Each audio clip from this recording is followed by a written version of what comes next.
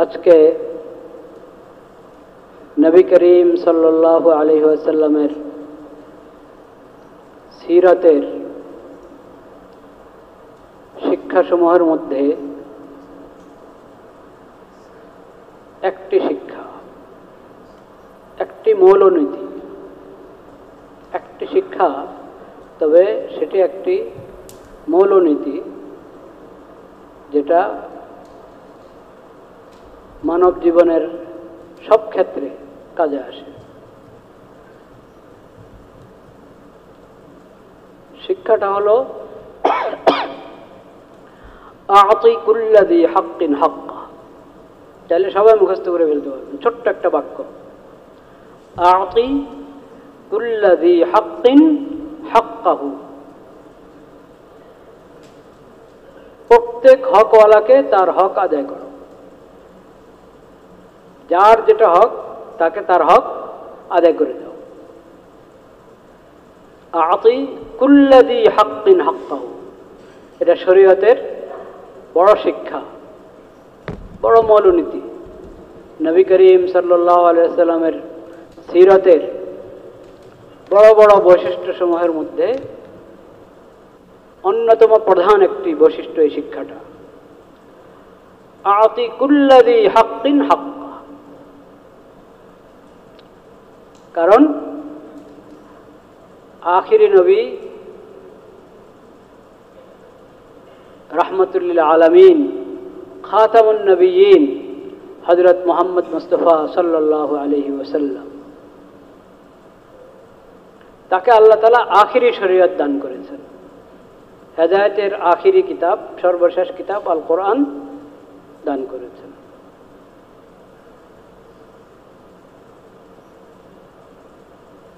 তার সিরত হলো সর্বশেষ নববী আদর্শ।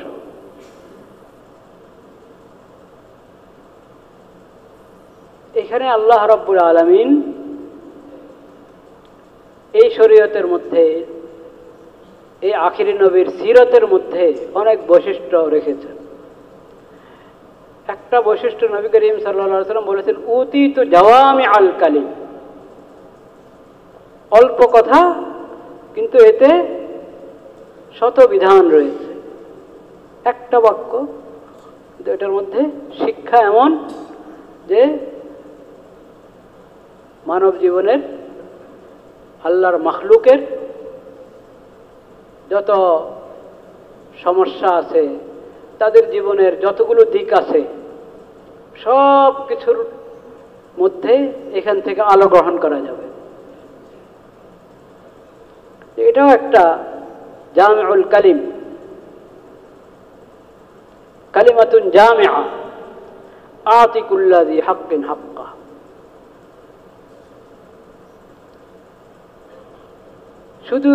শুধু এই বাক্যটার ব্যাখ্যা যদি করতে হয় তো পুরো বছরের সব জমা আলোচনা করলেও এই বাক্যের ব্যাখ্যার হক আদায় হবে না। আ'তি কুল্লা যী হাক্কিন হাক্কা।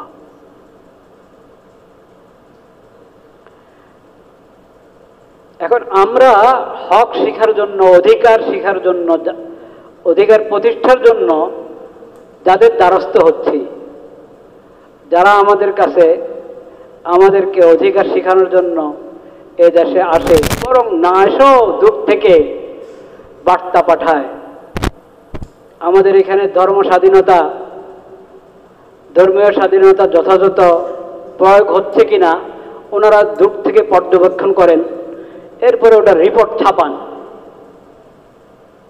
বাংলাদেশে ধর্মীয় স্বাধীনতা, সংখ্যালঘুদের স্বাধীনতা কোথায় কোথায় লঙ্ঘিত হচ্ছে সেই রিপোর্ট ছাপায় ওনারা, ছাপে না?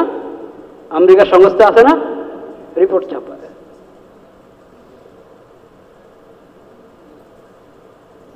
তো যারা আমাদের এখানে অধিকার প্রতিষ্ঠিত হচ্ছে না, লঙ্ঘিত হচ্ছে, এটা পর্যবেক্ষণ করে, বা কতটুকু পর্যবেক্ষণ করে, কতটুকু আন্দাজ করে, সেটা তো তারা জানে, কিন্তু প্রকাশ করছে, রিপোর্ট প্রকাশ করছে। ওনারা পেরেশান যে এই দেশটার কি হবে, যে দেশে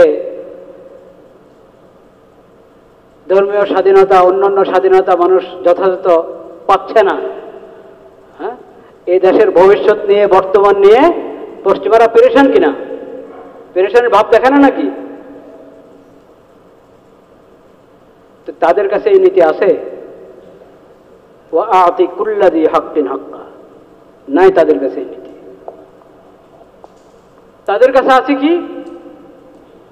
তাদের কাছে আছে, শুনবেন, যেমন এটা শুনলেন, সংখ্যালঘু, সংখ্যালঘুদের অধিকার।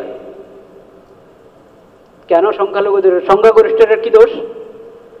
সংখ্যাগরিষ্ঠদের কি দোষ? ওদের অধিকার নেই? নারী অধিকার। পুরুষের কি দোষ? পুরুষের অধিকার নেই? হ্যাঁ,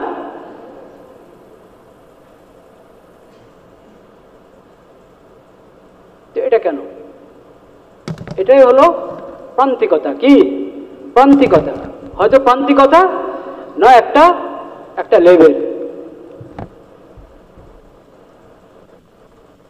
অধিকারের, মানব অধিকারের বা অমুক অধিকার তমুক অধিকার, অধিকারের একটা একটা একটা মুখোশ, একটা লেবাস গায়ের উপর লাগিয়ে রেখেছ,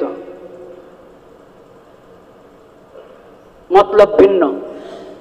হয়তো এটা, আর না হয় বুঝেই না, জানেই না অধিকার কাকে বলে। দুইটার একটা।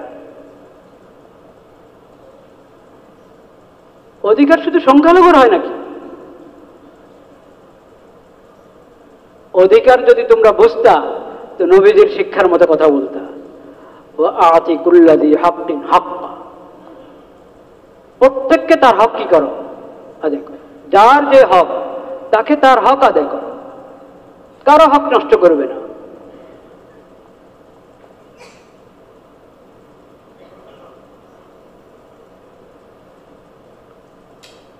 তো যারা অধিকারের নামে প্রান্তিকতা শিখায়,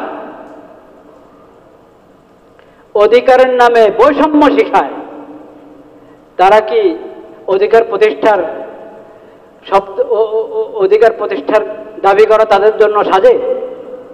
কখনো সাজে না। অধিকার ইসলামের কাছ থেকে শিখো, অধিকার নবীজির সিরতের কাছ থেকে শিখো। অন্যরা তো অধিকারের নামে প্রতারণা করবে, তোমাকে, তোমার সঙ্গে প্রতারণা করবে অধিকারের নামে। অধিকারের নামে ধোঁকা দিবে, কারণ হয়তো তারা অধিকারের সংজ্ঞা জানে না, না হয় তারা মতলববাজ, অধিকার শব্দ ব্যবহার করে নিজেদের মতলব উসুল করতে চায়। ইসলামের শিক্ষা, ইসলামী শরীয়তের শিক্ষা, নবীদের সিরাতের শিক্ষা হলো আতি কুল্লাযী হাক্কিন হাক্কা। কি নারী কি পুরুষ, কি বড় কি ছোট, কি সংখ্যাগরিষ্ঠ সংখ্যালঘু, কে কোন ধর্মের। এই দেশে যদি রাষ্ট্র ক্ষমতা মুসলমানদের হাতে আর সংখ্যাগরিষ্ঠ হতো হিন্দুরা, কথার কথা, অমুসলিমরা যদি সংখ্যাগরিষ্ঠ হতো, আর শাসন ক্ষমতা কার হাতে? মুসলমানদের হাতে, তখন কি বলতো পশ্চিমারা? সংখ্যালঘুর কথা বলতো?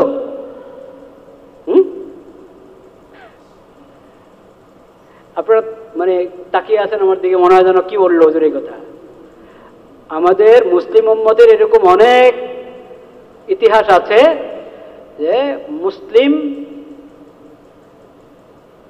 শাসকগণ এমন অনেক এলাকা শাসন করেছে যেখানে মুসলমানদের সংখ্যা একবারই কম, শাসিত যারা তাদের মধ্যে অমুসলিমের সংখ্যা অনেক বেশি,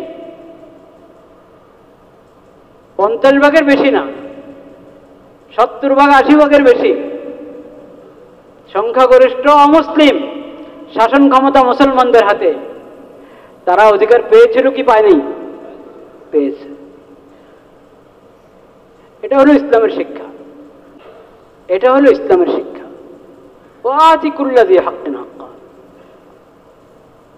সে শক্তিশালী না দুর্বল,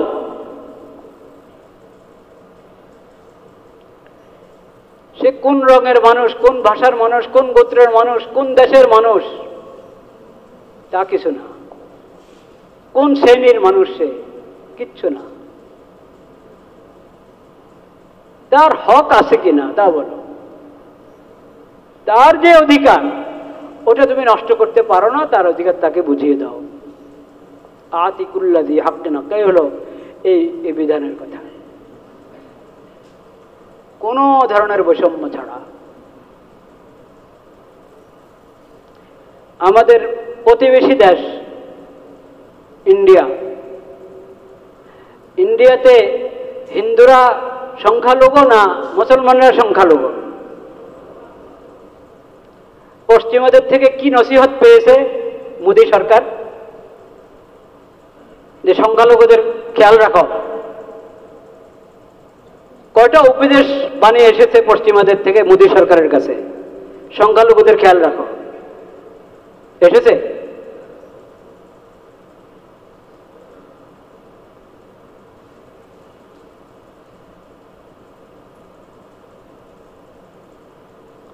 তাহলে বোঝা গেল সংখ্যালঘুর সংজ্ঞাও ভিন্ন।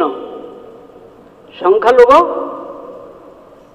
যেখানে অমুসলিম সংখ্যালঘু ওখানে সংখ্যালঘুর কথা বলবা, যেখানে মুসলমানরা সংখ্যালঘু ওখানে সংখ্যালঘুর কথা ভুলেও উচ্চারণ করবা না।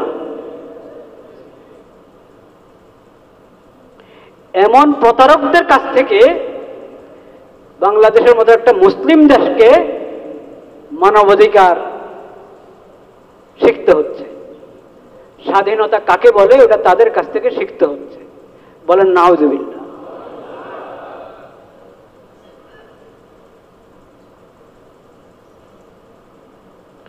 ইসলামের শিক্ষা মনে রাখি আমরা সবাই। আতিকুল্লাযী হাক্কিন হাক্কাহু।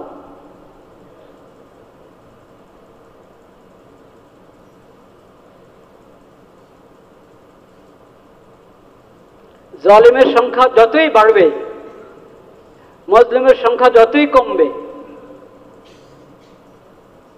মুসলিমের সংখ্যা যতই বাড়বে, জালিমের সংখ্যা যতই কম হোক, জালিম তো জালিম নাকি? জালিমের সংখ্যা কম, মুসলিমের সংখ্যা কি বেশি? শাসকরাই যদি জালিম হয়ে যায়, পুরো দেশ কোটি কোটি মানুষ শাসিত যারা ওরা মজলুম, শাসক অল্প কয়জন তারা জালিম, সংখ্যালঘু কে? তো ওদের পক্ষে বলবেন? সংখ্যালঘু তো শাসক, ওই শাসকের পক্ষে, জালিম শাসকের পক্ষে বলবেন? যে যত বড় তার প্রতারণা তত বড় পাপ, যে যত বড় তার মিথ্যা তত বড় পাপ, যে যত বড় তার জুলুম তত বড় পাপ।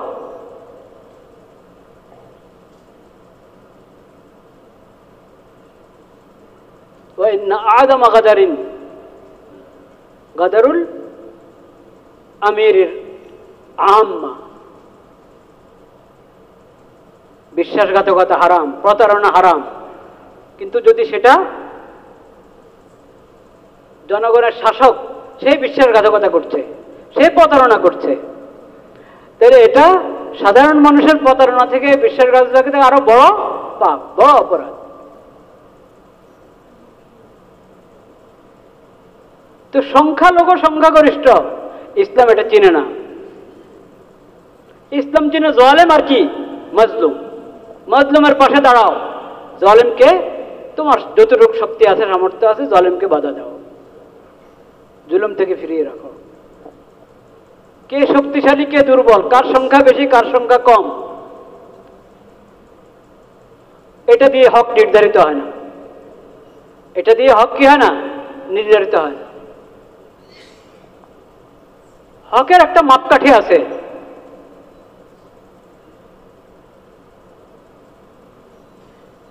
যার যেটা হক সে হক তাকে দিবা। সে সংখ্যালঘু না সংখ্যাগরিষ্ঠ এটা দেখার বিষয় না, সে শক্তিশালী না দুর্বল এটা দেখার বিষয় না। আবু বকর রাদিয়াল্লাহু তাআলা আনহু প্রথম খুতবাতে যখন তার উপরে খেলাফতের দায়িত্ব আসে, প্রথম খুতবাতে আবু বকর রাদিয়াল্লাহু তাআলা আনহু বলেছেন, ইন্না আকওয়াকুম ইনদি যায়ীফুন, তোমাদের মধ্যে সবচেয়ে বেশি শক্তিশালী যে,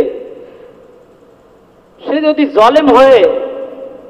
জলেম হয়ে যায়, জুলুম করছে আরেকজনের উপরে, তো সে শক্তিশালী, ওটা আমার দেখার বিষয় না। আমার দেখার বিষয় হলো সে জলেম, সে অত্যাচারী। আমি যতক্ষণ পর্যন্ত মজলুমকে তার কাছ থেকে তার হক না নিয়ে দিব, ততক্ষণ পর্যন্ত আমি এটাই বুঝবো যে এই সবচেয়ে দুর্বল ব্যক্তি। আমি তাকে শক্তিশালী হিসাবে দেখব না, আমি দেখবো ও জলেম, ওর কাছ থেকে মজলুমের অধিকার নিয়ে দিতে হবে আমাকে, এটা আমার দায়িত্ব। এই যতই শক্তিশালী হোক, আমার দৃষ্টিতে সে দুর্বল।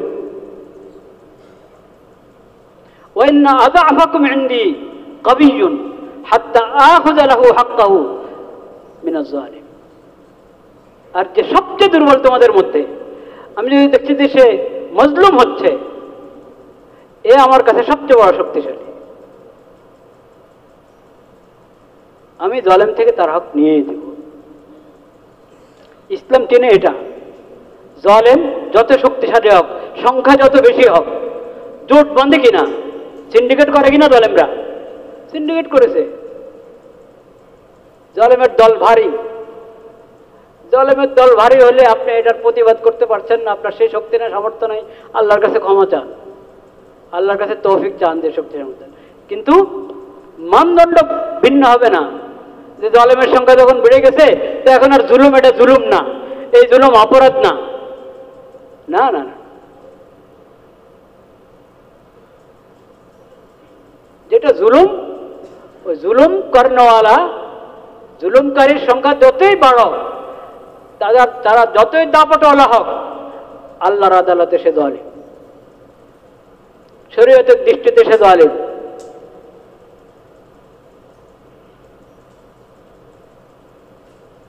মজলুম, ঠিক এই কথা, লাখ লাখ মানুষ মজলুম হচ্ছে, এত মানুষ মজলুম হচ্ছে, তো আমি কি করবো, থাক, না না না। মজলুম, তোমার মজলুমের পাশে দাঁড়াতে হবে। একজন মজলুম হোক আর লাখ মানুষ মজলুম হোক, মজলুমের পাশে তোমাকে দাঁড়াতে হবে। জালেম একজন হোক আর হাজার জন হোক, তার প্রতিবাদ করতে হবে, যদি শক্তি সামর্থ্য থাকে তাদের হাত ধরতে হবে, জুলুম থেকে বারণ করতে হবে, যার হক নষ্ট করছে তার হক নিয়ে দিতে হবে। এটা ইসলামের শিক্ষা। জালেমের শক্তি বেশি হওয়ার কারণে তার জুলুমের নাম ইনসাফ হয় না, শরীয়তে ওটার নাম ইনসাফ হয় না।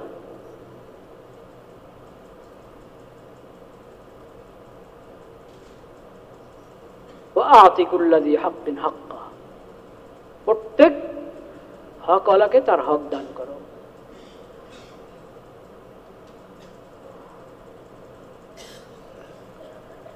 লা ইলাহা ইল্লাল্লাহ, লা ইলাহা ইল্লাল্লাহ, লা ইলাহা ইল্লাল্লাহ। তাদের রিপোর্টে ধর্মীয় স্বাধীনতা বাংলাদেশে যথাযথ পালিত হচ্ছে না, স্বাধীনতা পাচ্ছে না। কারা পাচ্ছে না? এই দেশে বিভিন্ন ধর্মের মানুষ আছে, ইসলাম ধর্মের মানুষও আছে কিনা? হ্যাঁ, তো ইসলাম ধর্মের লোক যারা মুসলিমরা তাদের কি কি অধিকার থেকে বঞ্চিত হচ্ছে, ওটা রিপোর্ট ছাপাও, তা তো বলল না। বাংলাদেশে ধর্মীয় স্বাধীনতা উপস্থিতির রিপোর্টে ছাপাচ্ছে, ওটার তালিকার মধ্যে মুসলিম সংখ্যাগরিষ্ঠ, তাদের ভাষায় বললাম, ওদের কি কি অধিকার নষ্ট হচ্ছে ওটার তালিকা নেই। মুসলিম দেশের আদালত অমুসলিমদের আইন অনুযায়ী পরিচালিত হয়, এটা মুসলমানদের ধর্মীয় স্বাধীনতা বিরোধী কিনা? হ্যাঁ, তুমি এটা বলছো? তোমরা যখন পুরা দুনিয়ার গুরু, সবাইকে উপদেশ দিবা, সবার সহযোগিতা করবা। তো এখানে মুসলমানদের সহযোগিতা করো। এটা মুসলিম দেশ, কাজে এটার আদালত ইসলামী শরীয়ত অনুসারে পরিচালিত হতে হবে। এটা মুসলিম দেশ, এটার সংসদ ইসলামী শরীয়ত অনুসারে পরিচালিত হতে হবে। এটা মুসলিম দেশ, এটার অর্থনীতি ইসলামী শরীয়ত অনুসারে পরিচালিত হতে হবে। এটা মুসলিম দেশ, এটার রাজনীতি ইসলামী শরীয়ত অনুসারে পরিচালিত হতে হবে। এই রিপোর্ট তো দিলা না, এই রিপোর্ট তো দিলা না। আমরা তো মুসলিম, আমরা আমাদের ইসলামী স্বাধীনতা, আমরা মুসলিম হিসাবে আমাদের ধর্মীয় স্বাধীনতা থেকে বঞ্চিত। তোমরা আমাদের দেশের সরকারকে নসিহতটা তো করলা না।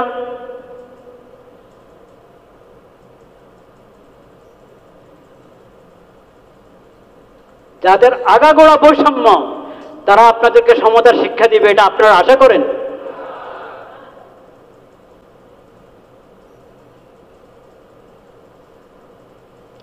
অন্য ধর্মের লোকদের জন্য আলাদা আদালত থাকবে, আলাদা আদালত থাকবে।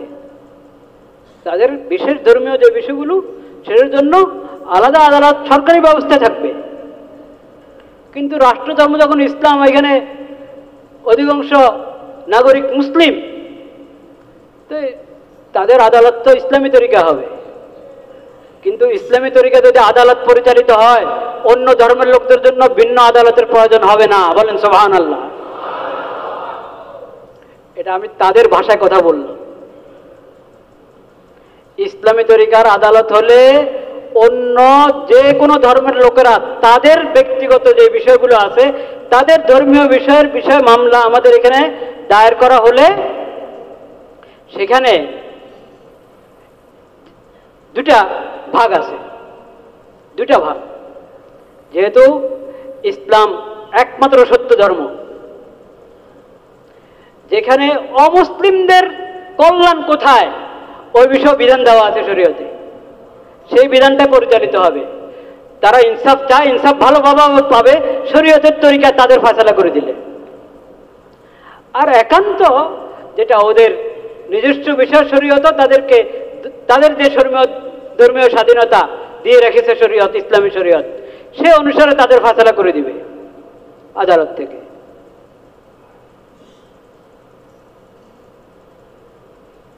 কাজেই ইসলামী আদালত, মুসলিম দেশে ইসলামী আদালত থাকবে, এটাই স্বাভাবিক।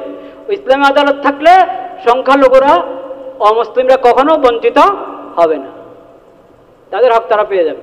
এরপরও তারা যদি তাদের আলাদা আদালত কায়েম করে, কোনো আপত্তি নেই ইসলামের কোনো আপত্তি নেই। তাদের আলাদা আদালত তাদের জন্য থাকতে পারে। কিন্তু মুসলিম দেশ, ওটার আদালত হবে সেই ব্রিটিশরা যখন জোর দখল করেছিল এই উপমহাদেশ, তখনের যেই বিচার ব্যবস্থা, সেই বিচার ব্যবস্থা ধরে বসে আছে এখনো। সেই শিক্ষানীতি, সেই বিচার ব্যবস্থা, সেই অর্থ ব্যবস্থা, সেই রাজনীতি, সবকিছু তখন একটা ধরে বসে আছে।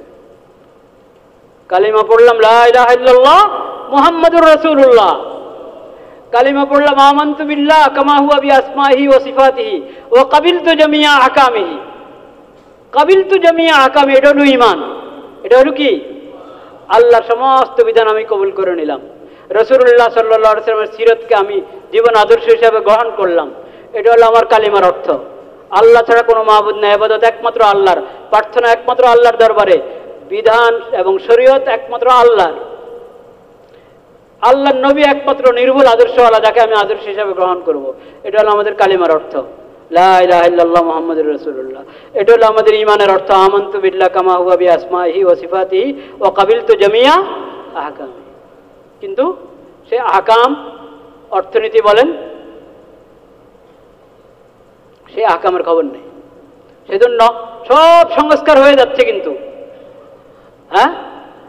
শরীয়ত, ইসলামী শরীয়তের বিশেষজ্ঞদেরকে ছাড়া সমস্ত সংস্কার হয়ে যাচ্ছে। কিন্তু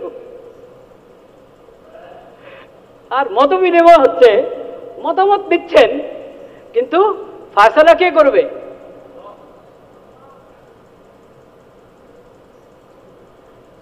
ওটা প্রশ্ন কিনা?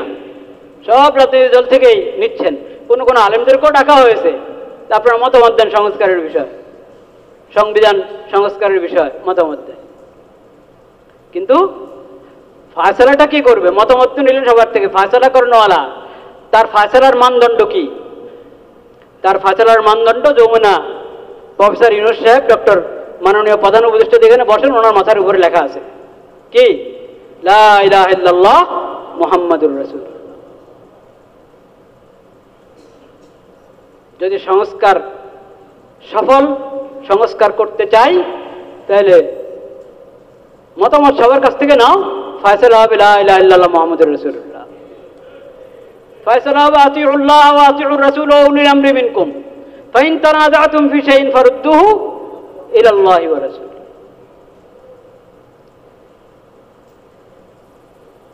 যাক, সংক্ষিপ্ত বললাম। কি বলেছি? বাক্যটা বলেন, আতি কুল্লাযী হাক্কিন হাক্কা। শুধু নারীও না, শুধু পুরুষও না, শুধু সংখ্যালঘুও না, শুধু সংখ্যাগরিষ্ঠও না, আতি কুল্লাযী হাক্কিন হাক্কা। সংখ্যাগরিষ্ঠের উপর জুলুম করতে থাকবা আর সংখ্যালঘুর স্লোগান দিবা, এটা ইনসাফ না বৈষম্য? আল্লাহ আমাদেরকে হেদায়েত দান করে। প্রতারণা, প্রতারণার বিরুদ্ধে আইন হওয়া দরকার কিনা? আছে কিনা আমাদের দেশে? হ্যাঁ, প্রতারণার বিরুদ্ধে যথাযথ আইন নাই। প্রতারণার বিরুদ্ধে কোন প্রতারণার বিরুদ্ধে আইন আছে, ওটা শাস্তি আছে, কিন্তু সবচেয়ে বড় প্রতারণা কি? সবচেয়ে বড় প্রতারণা ধর্মের নামে প্রতারণা।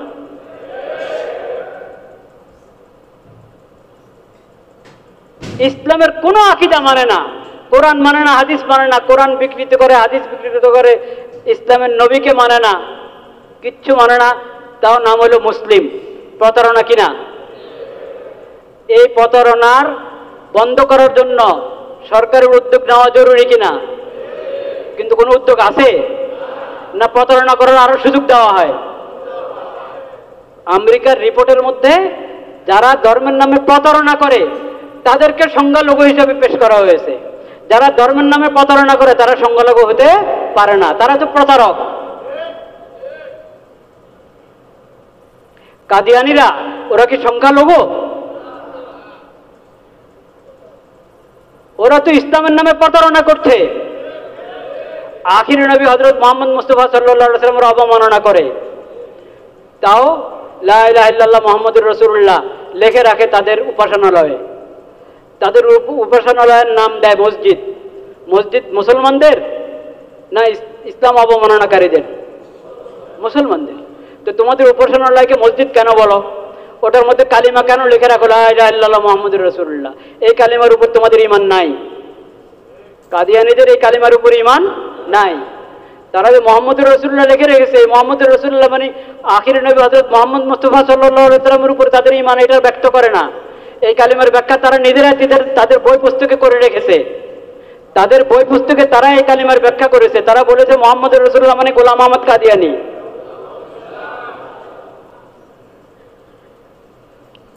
গোলাম আহমদ কাদিয়ানী, কাদিয়ানে হযরত মুহাম্মদ মুস্তাফা সাল্লাল্লাহু আলাইহি ওয়াসাল্লাম নাকি গোলাম আহমদ কাদিয়ানির উপর নতুন করে এসেছে কাদিয়ানে। বলেন নাউযুবিল্লাহ। এর চেয়ে বড় অবমাননা হতে পারে আখিরি নবীর? হযরত মুহাম্মদ মুস্তাফা সাল্লাল্লাহু আলাইহি ওয়াসাল্লাম এর চেয়ে বড় অবমাননা হতে পারে? একজন দাজ্জাল প্রতারক, সে নাকি মুহাম্মদুর রাসূলুল্লাহ। বলেন নাউযুবিল্লাহ। আর এই প্রতারণাকে লিখে রেখেছে তাদের উপাসনালয়ে। এই প্রতারণা বন্ধ করার জন্য আইন হওয়া দরকার কিনা? তুমি তোমাকে কাদিয়ানী হিসেবে পেশ করো, আহমদিয়া মুসলিম জামাত নাম রাখার তোমার অধিকার নাই।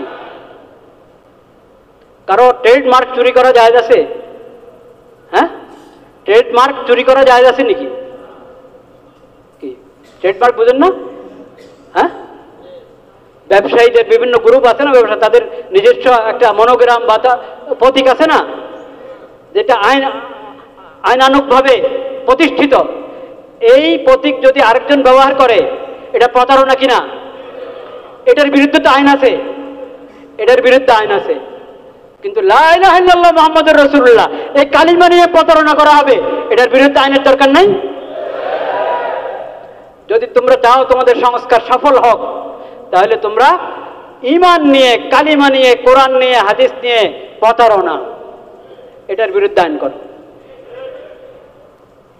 তারপরে তুমি সংখ্যালঘু।